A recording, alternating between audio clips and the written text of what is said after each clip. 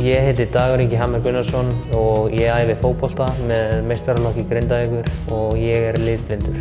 Litblinda mín mjög áhugaverð þegar heilt á litið. Hún mjög misjöfn eftir dögum og aðallitirnir. Það sem að trufla mig rauður og brúnn, ljósblár, fjólublár og venjulegur blár bara.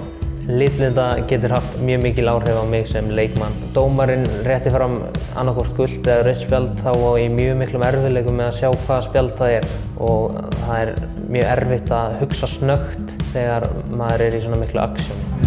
Hörður heiti ég og ég þjálfari á Breiðablik og ég með þessa típisku rauðgrænu litblindu.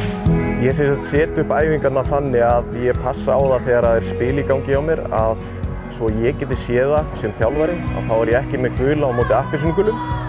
En í þjálfuninni sjálfri þá nota ég ekki rauðar keilur á grænum fleti og ekki heldur að sjálfsögðu grænar keilur. Ég nota skærar keilur.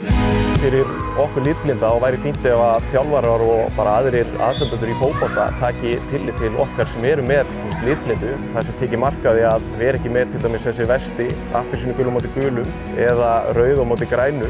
Ef það væri tekið tillit til þessar litlu punkta þá geti það auðveldað mjög mikið fyrir mér og öðrum litblindum einstaklingum.